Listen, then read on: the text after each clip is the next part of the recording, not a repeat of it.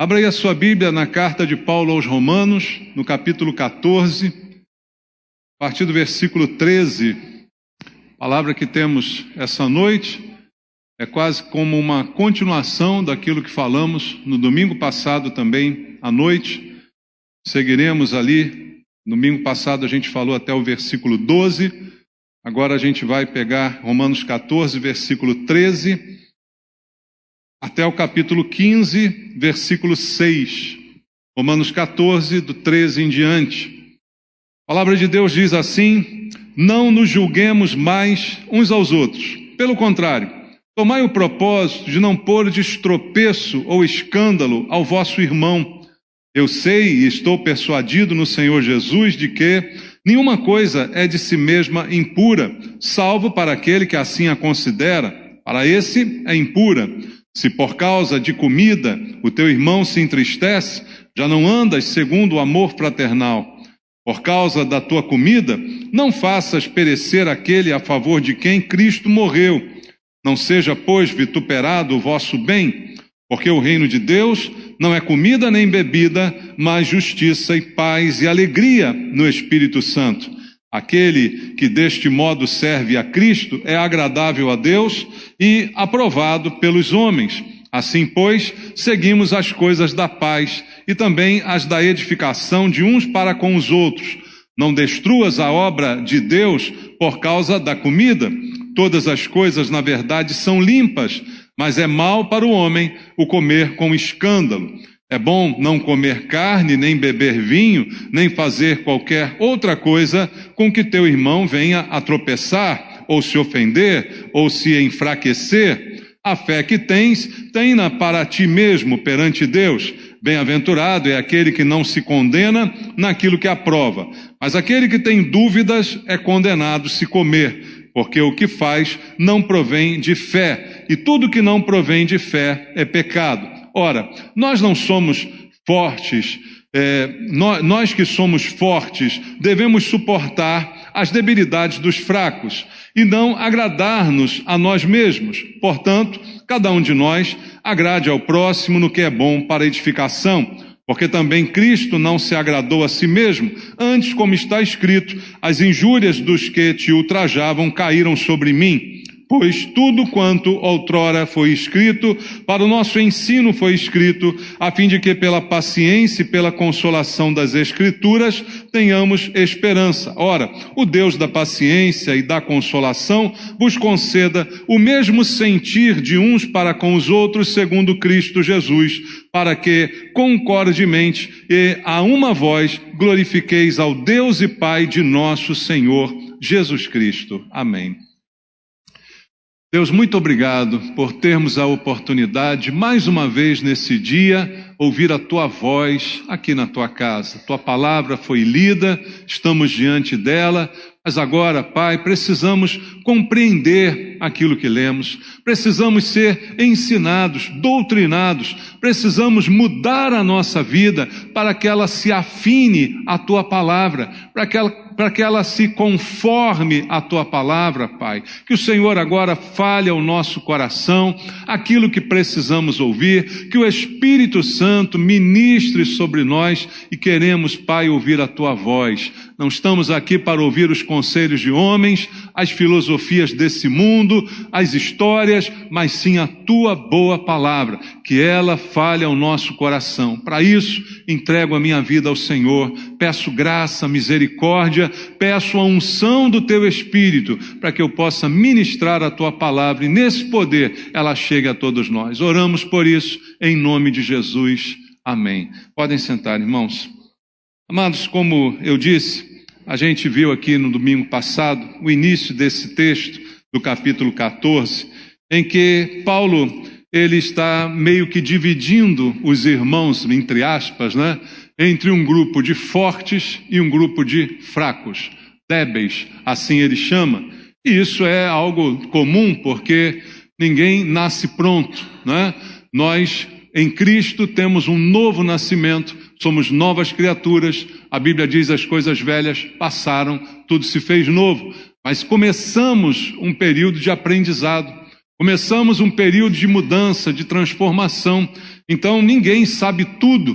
A gente sempre busca conhecer. Ninguém, mesmo depois de muito tempo, pode dizer que já conhece todas as coisas. Por isso a Bíblia diz: conheçamos e prossigamos em conhecer ao Senhor. Essa é a nossa caminhada, é a caminhada de todos nós. Então, é normal que a gente tenha alguém mais débil, alguém mais inexperiente e alguém mais experiente, mais forte. Na igreja é dessa forma que Paulo vai nos falar nesse texto, não é? E o que a gente vê nessas palavras de Paulo, que ele traz isso para a igreja apenas com uma preocupação: o nosso relacionamento. Como é que a gente se relaciona como cristãos? Como é que o forte pode se relacionar com o fraco? Como é que o maduro pode se relacionar com o imaturo? Como que alguém que é firme pode se relacionar com outro que não é tão firme? Mas isso é necessário. Então, ele está aqui enfatizando isso. E na realidade, Paulo conhecia muito bem esse assunto, porque, não esqueça, ele é judeu. E ele está falando aos romanos, uma igreja de gentios, né, de pessoas que não são judeus. E ele está então ministrando a esta igreja. E há muita dificuldade, muitas vezes, naquele tempo também, em relação aos judeus que se convertiam e que permaneciam com seus costumes, com aquilo que aprenderam, se abstendo de certas coisas, né? De certas comidas, de certos relacionamentos. Então isso tudo estava muito impregnado no coração daquelas pessoas. E Paulo então, ele mostra como deve ser o relacionamento entre um cristão fraco, que é aquele que ainda fica preso às suas crendices, às suas manias, às suas tradições, e um cristão mais forte, que já tem vivência, que conhece, que entende melhor a palavra de Deus e que vive a liberdade do Evangelho. Paulo classifica assim: para ele o fraco é aquele que ainda está preso a determinadas normas e costumes, e o forte é aquele que já vive a plenitude da liberdade em Cristo, já que foi para a liberdade que ele nos chamou, como diz a palavra de Deus. Então, nessa continuação do texto aqui, Paulo prossegue argumentando a favor do bom relacionamento entre os irmãos, apesar das diferenças. Veja, ele não vai tratar das diferenças, elas vão existir, elas sempre vão existir. Nós não somos todos iguais, não, irmãos. Nós temos pensamentos diferentes, temos criação diferente. Há uma coisa que nos une: a nossa fé. Então a gente vai progredir até que todos cheguemos à plenitude da estatura de Cristo, como Paulo falava. Mas é um processo. Ninguém está pronto, a gente está caminhando para isso, né? Então ele reconhece as diferenças, mas ele argumenta a favor da unidade, apesar das diferenças. Veja, a diferença vai existir sempre, mas a unidade deve prevalecer. Ele não diz aqui que a diferença tem que acabar para aí a gente se unir, não. Ele diz que mesmo com as diferenças de pensamento, de postura, a gente precisa estar unidos como igreja. E aí a Bíblia vai nos lembrar alguns elementos importantes. Eu queria ler com você João capítulo 8, um versículo que todos nós conhecemos. João capítulo 8, versículo número 32, aonde Jesus diz assim: e conhecereis a verdade, e a verdade vos libertará. Então é verdade que nós fomos chamados à liberdade, porque estávamos presos, primeiramente presos ao pecado. Por causa disso a Bíblia diz que aquele que está fora ou sem Cristo está morto nos seus delitos e pecados. Essa era a realidade. Estávamos presos por nossas crendices, que chamávamos de fé. Nós estávamos presos por costumes, por tantas coisas, mas, como diz aqui Jesus, quando você conhece a verdade, ela te liberta. Mas muita gente ainda vive preso a alguma coisa e vai se libertando progressivamente. Embora tenha se convertido, embora tenha nascido de novo, ainda está num processo de mudança, de santificação. É disso que a palavra de Deus nos fala. Então Deus nos salvou através de Jesus Cristo para a liberdade, como está escrito aqui no texto. Veja um outro texto importante, está em Gálatas, no capítulo 5, na carta de Paulo aos Gálatas, no capítulo 5, no versículo 1. Olha o que diz: para a liberdade foi que Cristo nos libertou. Permanecei, pois, firmes, e não vos submetais de novo a jugo, a peso de escravidão. Então Paulo lembra aos Gálatas, inclusive a carta aos Gálatas é uma carta para uma igreja que estava adotando princípios judaicos, estava resgatando festas, costumes, um monte de coisa, a ponto de Paulo ter que escrever a carta para chamar a atenção deles, porque estava dizendo: vocês estão esquecendo a graça de Deus e querem de novo viver debaixo da lei. E aí ele lembra da liberdade que temos em Cristo, e aqui ele diz: olha, foi para a liberdade que Cristo nos libertou. Então fique firme, não se submeta de novo ao jugo de escravidão. Quando Jesus pregou, inicialmente pregou aos judeus, você lembra o que Jesus diz lá em Mateus capítulo 11, verso 28? Vinde a mim, todos os que estáis cansados e sobrecarregados, e eu vos aliviarei. Tomai sobre vós o meu jugo e aprendei de mim, porque sou manso e humilde de coração. Por que ele fala assim? Porque as pessoas estavam debaixo de um jugo, o jugo da lei, o peso da lei sobre elas. E ele diz: agora tome sobre você o meu jugo. E aí no final ele vai dizer: o meu fardo é leve, o meu jugo é suave. É diferente. Então você agora tem uma liberdade que antes não tinha.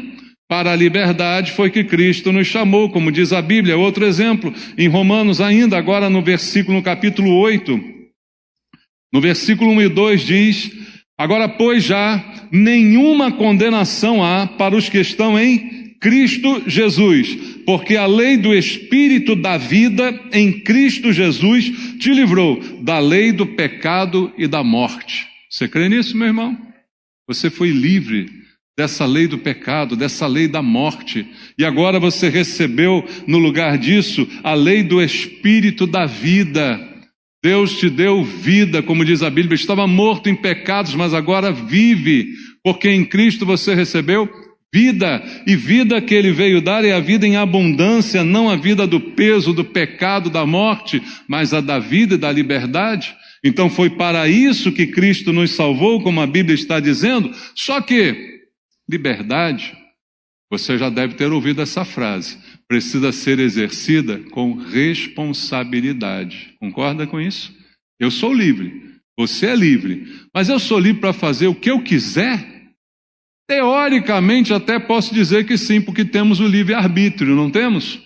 A liberdade de escolha, mas você que é salvo não é livre para fazer o que você quiser. Você é livre para fazer o que Deus quer que você faça.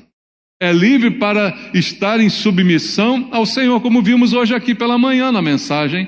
Então há uma liberdade, mas que tem limite, que tem regra, e a gente precisa entender isso. E aí olha o que Paulo nos diz também na sua primeira carta aos Coríntios, no capítulo 8, no versículo número 1. Na primeira carta de Paulo aos Coríntios, capítulo 8, verso 1, olha o que ele diz: no que se refere às coisas sacrificadas a ídolos, reconhecemos que todos somos senhores do saber.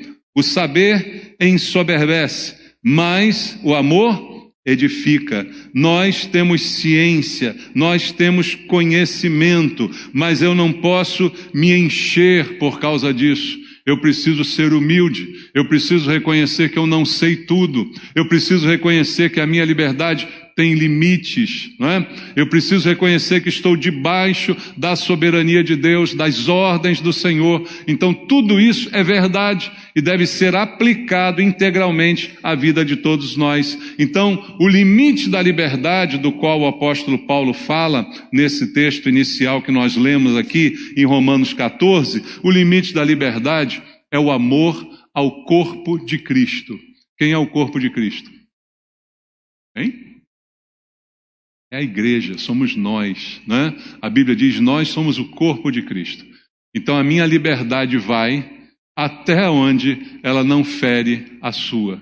A minha liberdade vai até onde ela não ofende você. Esse é o limite da liberdade, porque além de amar a Cristo, eu tenho que amar a sua igreja. E a sua igreja somos nós, as pessoas que aqui estamos. Eu não posso ter um relacionamento com Deus e ignorar o relacionamento com as pessoas. Porque Jesus mesmo lembrou dos 2 principais mandamentos, e quais são eles? Amar a Deus sobre todas as coisas e ao teu próximo como a ti mesmo. Então a minha liberdade vai até onde eu não ofendo você, até onde eu não escandalizo você. Não é? É isso que Deus está aqui nos ensinando através do apóstolo Paulo. A liberdade, ela precisa levar em conta o amor à igreja, o amor ao corpo de Cristo, o amor aos irmãos que estão conosco. Não é? Então, nesse corpo, apesar de nós termos funções diferentes, apesar de nós termos características diferentes, nós todos temos o mesmo direito de pertencimento. Todos somos corpo de Cristo. Seja você fraco, seja você forte, seja você muito sábio ou não tão sábio ainda, nós pertencemos ao corpo de Cristo e somos todos iguais nesse corpo. Não há diferença. A Bíblia diz que Deus não faz acepção de pessoas, Deus não faz diferenciação entre nós, todos temos o mesmo direito de pertencer ao corpo, irmãos. Não é quem sabe mais, no mundo que é assim, não é? No mundo que é desse jeito, quem é mais qualificado, tem mais, não, aqui não. Todos somos iguais diante de Deus, segundo nos diz a própria palavra do Senhor. Então, nesse texto que a gente leu, o apóstolo Paulo nos orienta a como proceder para manter a unidade do corpo de Cristo e manter a comunhão, apesar das nossas diferenças. E é disso que ele vai abordar mais uma vez nessa parte do capítulo 14. Vamos ver algumas coisas que ele nos diz aqui. Versículo número 13, aonde começamos a ler. Olha o que ele diz. Não nos julguemos mais uns aos outros. Pelo contrário, tomai o propósito de não pordes tropeço ou escândalo ao vosso irmão. O que ele está ensinando? Para a gente não ficar se julgando, não é? E o principal, não colocar tropeço ou escândalo na vida do meu irmão. Quando eu coloco tropeço ou escândalo na vida do meu irmão, o que eu estou fazendo com ele? Eu estou induzindo ele ao erro. Então, resumidamente, Paulo está aqui dizendo, não induza seu irmão ao erro. Não leve seu irmão ao erro. E isso é responsabilidade de cada um de nós. Julgamento de comportamentos, julgamentos de pecados, não. Isso a gente não pode fazer. Todos nós julgamos em algum momento, nós exercemos juízo. Aliás, a Bíblia não proíbe, apenas Jesus advertiu que, da mesma forma que julgarmos, com a mesma medida também seremos medidos. Não está proibido o julgamento. Paulo é também aquele que diz, julgai todas as coisas e retém o que é bom. Isso então é necessário fazer algum juízo. Agora, ficar julgando o pecado de cada irmão, porque, amados, pecado é assim, cada um tem o seu. Alguém aqui não o tem? Alguém aqui não tem nenhum? Né? Jamais, nunca, não existe, né? Então a Bíblia recomenda, Paulo fala em prol da unidade do corpo de Cristo, que a gente não faça dessa forma. Olha, voltando ao versículo 1 do capítulo 14, que a gente leu domingo passado, olha só. Acolhei ao que é débil na fé, não porém para discutir opiniões. Veja, ele fala, você é forte, acolha o débil, mas não para ficar discutindo com ele, para ficar discutindo coisas que não têm muito sentido, que ele vai aprender com o tempo, mas que não é necessariamente importante essa discussão, porque não vai levar a nada, vai levar a julgamentos, vai levar a um condenar o outro, E isso é que muitas vezes acontece no meio da igreja. Então Paulo está dizendo, não faça ninguém tropeçar, não coloque tropeço na vida do seu irmão. Isso é importante? Olha o que Jesus diz aqui, Mateus capítulo 18. Mateus capítulo 18, versos 6 ao 9. Diz assim, qualquer porém que fizer tropeçar a um destes pequeninos que crê em mim, Melhor lhe fora que se lhe pendurasse ao pescoço uma grande pedra de moinho e fosse afogado na profundeza do mar. Ai do mundo por causa dos escândalos, porque é inevitável que venham escândalos, mas ai do homem pelo qual vem o escândalo. Portanto, se a tua mão ou teu pé te faz tropeçar, corta-o e lança-o fora de ti. Melhor entrares na vida manco ou aleijado do que tendo as duas mãos ou os dois pés seres lançado no fogo eterno. Quando Jesus diz isso aqui, aquele que faz tropeçar o pequenino, a gente só pensa em criança, né? A gente só pensa em criança, mas pensa nesse pequenino como débil. O débil que Paulo fala aqui no início do capítulo 14. Aquele irmão que está no início da fé, que está no início da caminhada, que está aprendendo ainda as coisas, que ainda não sabe muitas coisas, que ainda precisa ser muito ensinado. E se você o faz tropeçar, você se enquadra no que diz esse versículo. Jesus diz, era melhor você botar uma pedra no pescoço e se afundar no mar. Porque você está tropeçando um pequenino que crê em mim, e que está crescendo, e que vai crescer, que é um processo natural, que todos nós estamos enfrentando e passando, melhorando, amadurecendo, crescendo, santificando. Esse é o processo de crescimento natural. Então, há um cuidado específico de Deus a não fazermos ninguém tropeçar, por causa do que diz no verso 13, julgamentos, uns julgando os outros. Isso começa a ficar muito complicado. E aí olha outra coisa que ele diz no verso 14 agora. Eu sei e estou persuadido no Senhor de que nenhuma coisa é de si mesma impura, salvo para aquele que assim a considera. Para esse é impura.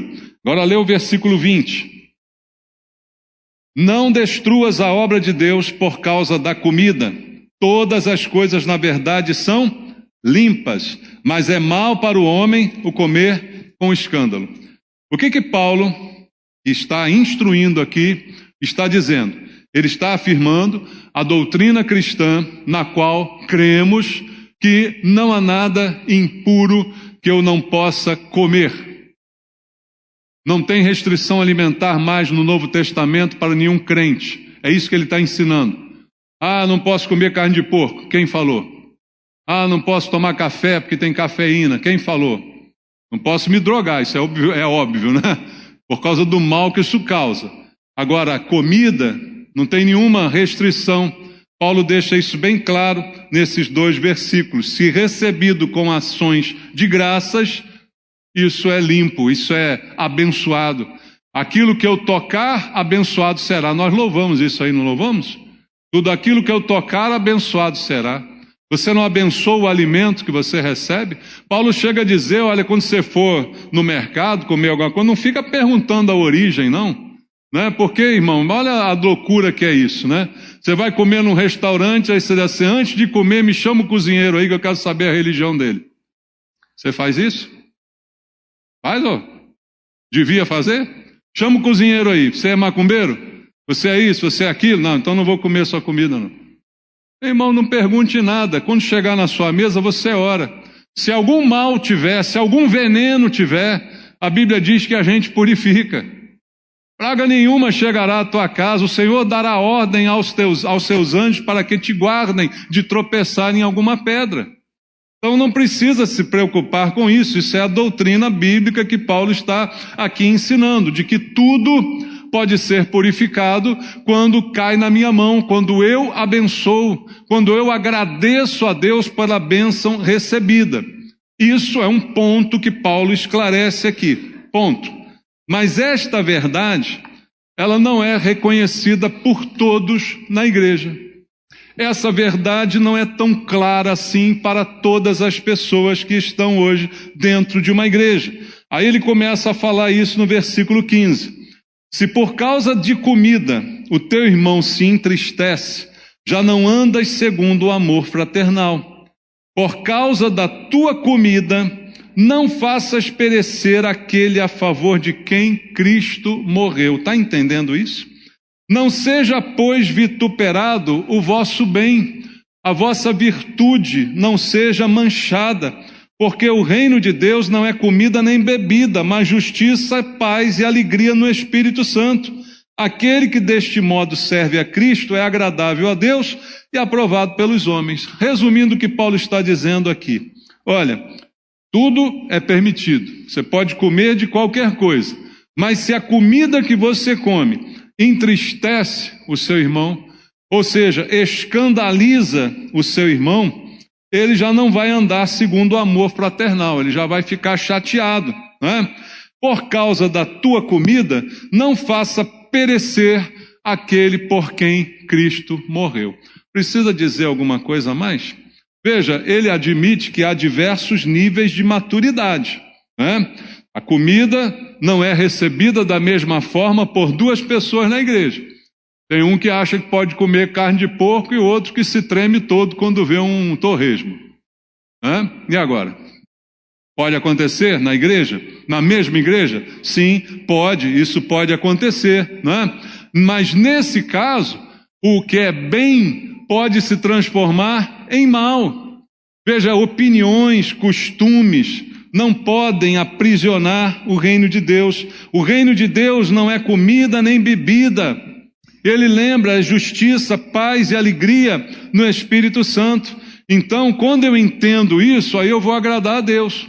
Então, Paulo diz assim: a tua responsabilidade como um cristão maduro é não escandalizar o outro. Eu quero ensinar a ele que ele pode comer de tudo. Então, eu vou comer algo que o escandaliza na frente dele, só para provocar. É assim que se ensina alguma coisa? Hein? A gente ensina assim, provocando escândalo no outro. Paulo está dizendo, não, essa não é a maneira certa de fazer a coisa. Então, é nosso dever procurar o que há de comum, a paz, a edificação. Versículo 19, olha o que ele diz: assim, pois, seguimos as coisas da paz, também as da edificação, de uns para com os outros. Essa briguinha de quem pode comer carne de porco ou não, muda alguma coisa? Ela vai edificar alguém? Ela vai de alguma forma promover a paz? Não, ela promove a desavença, a discussão, a chateação, o escândalo. Lembra do versículo lá quando Jesus diz para não fazer tropeçar? Na mesma leva lá está escrito o quê? Que é necessário o escândalo, mas ai daquele por quem vem o escândalo. E às vezes nós é que provocamos o escândalo, escandalizamos alguém com o nosso comportamento, com a nossa maneira de ser e de agir, porque achamos que a pessoa tem que aprender na marra, na força, não é? E não é assim que Paulo ensina. E olha agora como ele esclarece mais ainda no verso 21. É bom, agora ele vai falar textualmente, não comer carne, nem beber vinho, nem fazer qualquer outra coisa com que teu irmão venha a tropeçar, e entre parênteses, ou se ofender, ou se enfraquecer. Se isso provoca essa reação no seu irmão, não faça isso. A fé que tens, tem-na para ti mesmo perante Deus. Bem-aventurado é aquele que não se condena naquilo que aprova. Eu acho que eu posso comer carne de porco. Eu acho que eu posso comer aquela carne com sangue, como é o nome? Chouriço, né? Carne com sangue. Eu acho que eu posso tomar um copo de vinho na refeição. Mas o irmão não acha. O irmão fica escandalizado quando te vê fazer esse tipo de coisa. Então, o que Paulo está aqui dizendo, o que você tem como fé, e não se acuse, não se condena, guarde para você, faça para você, não faça na frente dele, não instigue, não faça tropeçar, se escandalizar, se ofender, se enfraquecer. Está na Bíblia, irmãos, ou eu estou inventando? Você está lendo isso comigo aqui? É isso que Paulo está dizendo, ou eu estou mudando alguma coisa? Eu praticamente só estou lendo o texto contigo e te lembrando do que ele significa.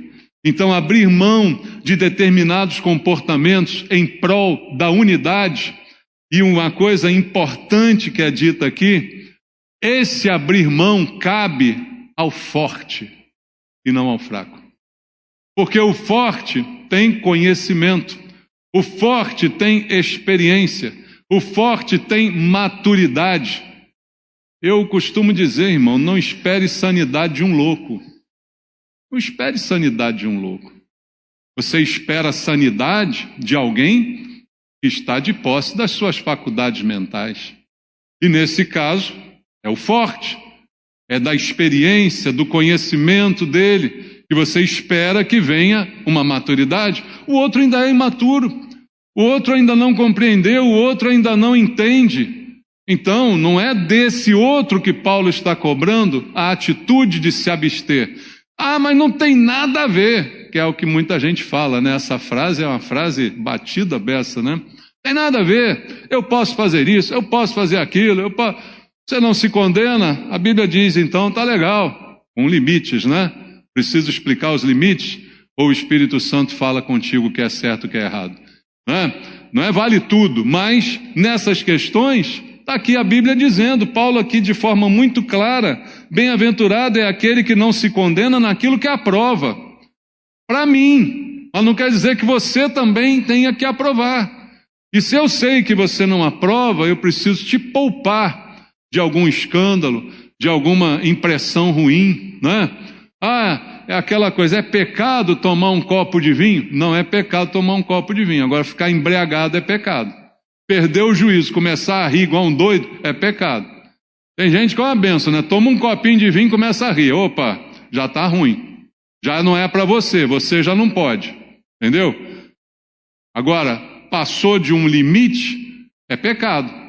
Porque a Bíblia diz, não vos embriagueis com vinho no qual há contenda e dissolução, mas enchei-vos do Espírito.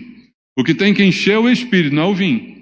Agora, eu tomei um copinho de vinho e não me fez nada, é pecado? Não. Mas eu sei que tem alguém, um irmão fraco que chegou e tal, que tem problema com isso, eu vou fazer isso na frente dele? Não. Ah, eu estou sendo hipócrita? Não, estou sendo cuidadoso com ele. Eu estou tendo cuidado com a vida do meu irmão. E isso em todas as áreas, em todos os sentidos. É o que Paulo está transmitindo aqui para nós. Há uma sabedoria, há uma experiência, há uma maturidade, mas há outros que não estão nesse mesmo nível, são débeis, como ele mesmo diz.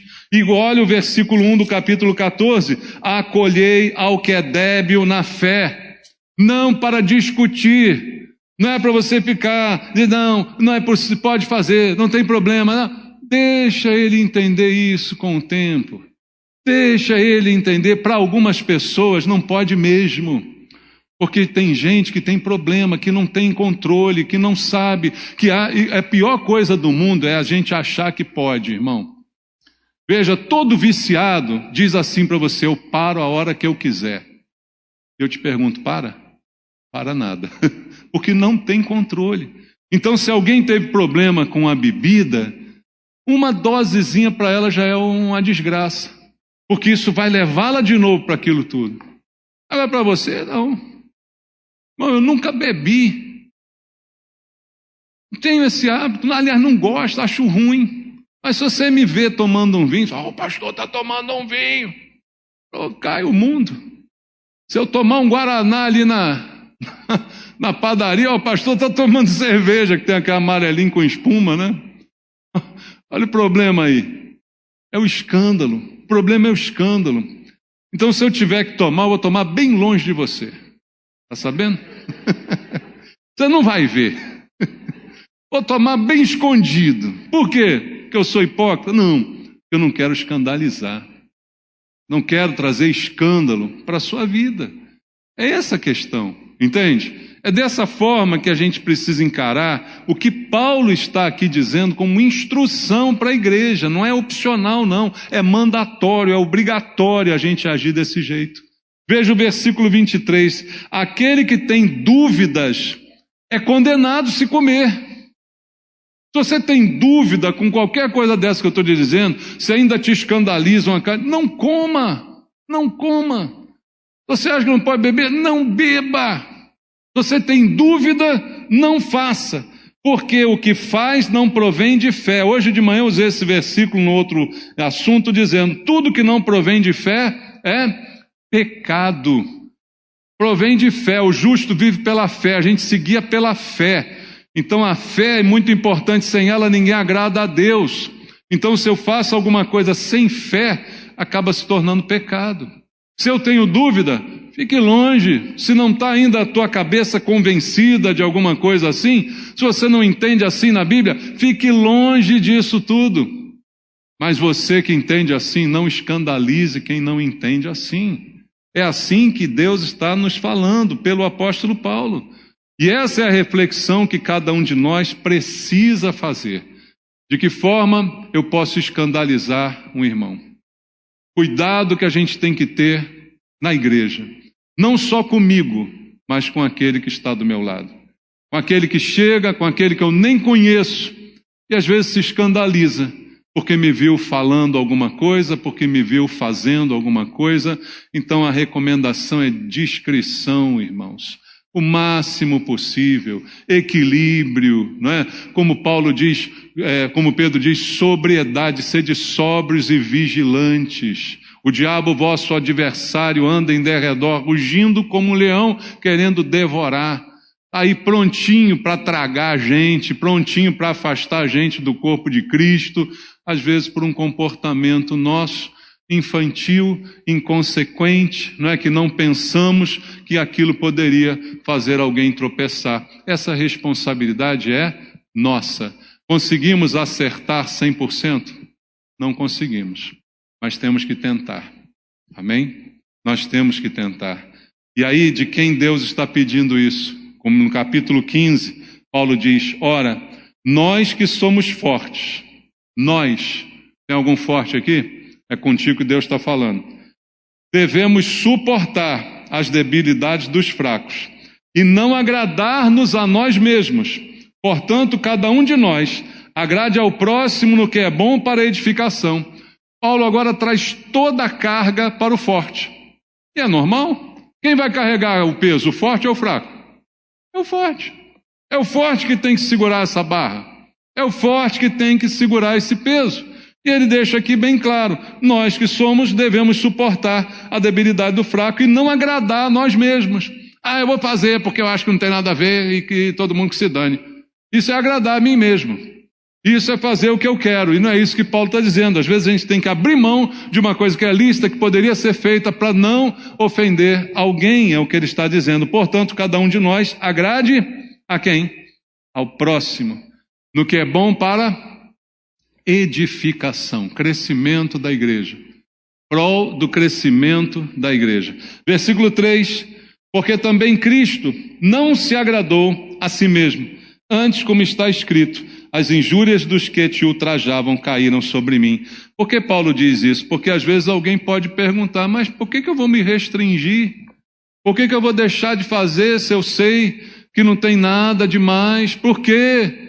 Em prol da unidade, em prol do pequenino, em prol do fraco, que precisa da nossa ajuda para crescer. Então você se restringe, assim como Cristo se restringiu, como diz lá Filipenses capítulo 2, abriu mão da sua própria divindade, não é? A si mesmo se humilhou e habitou entre nós em figura humana. Jesus é o exemplo de alguém que tinha todo o direito, mas abriu mão do direito em prol da igreja. Nós temos todo o direito, mas abrimos mão do direito em prol do nosso irmão, da nossa irmã. Esse é o ensinamento que Paulo está passando para nós aqui nesse texto. E para que tudo isso? Versículo 4. Pois tudo quanto outrora foi escrito para o nosso ensino foi escrito, a fim de que pela paciência e pela consolação das Escrituras tenhamos esperança. Ora, o Deus da paciência e da consolação vos conceda o mesmo sentir de uns para com os outros segundo Cristo Jesus, para que, concordemente e a uma voz, glorifiqueis ao Deus e Pai de nosso Senhor Jesus Cristo. Esperança, amor e unidade. Como vai haver unidade se a gente vive implicando um com o outro? Não dá, né, irmãos? Como vai haver unidade se a gente vive provocando um ao outro? Então, abrir mão em prol da unidade é essa palavra que Deus tem para nós essa noite. Reflita sobre ela, não é? Policie a sua vida, esse é um exercício constante, contínuo, não é? Em prol da unidade. Veja como Deus considera a unidade tão importante, né? Porque é na unidade que o Senhor derrama a sua bênção. Já leu lá o Salmo 133? É ali que o Senhor vai nos abençoar. Quanto mais unidos formos, mais abençoados seremos. Amém? Oremos. Pai, muito obrigado por nós juntos aqui essa noite ouvirmos a Tua palavra. recebemos a Tua direção e agora nos cabe obedecer e cumprir. Tudo aquilo que ouvimos, tudo aquilo que o Espírito Santo nos incomoda a fazer, que nós possamos simplesmente obedecer. É dos fortes que o Senhor está cobrando uma posição, uma postura, e que nós que nos achamos, consideramos fortes, possamos fazer isso como um compromisso diante do Senhor, em prol do que é débil, para que seja ele ensinado ao longo do tempo, de forma tranquila, e possa também crescer. Que haja crescimento no corpo de Cristo e que nós sejamos colaboradores nesse crescimento e não motivos de escândalo e não motivo de tropeço para alguém. Não queremos fazer tropeçar um dos pequeninos que chegam a Jesus. Ajuda-nos, Senhor, fala ao nosso coração, muda a nossa forma de pensar e agir, para que possamos obedecer a Tua palavra. É o que eu te peço, orando com meus irmãos, em nome de Jesus. Amém.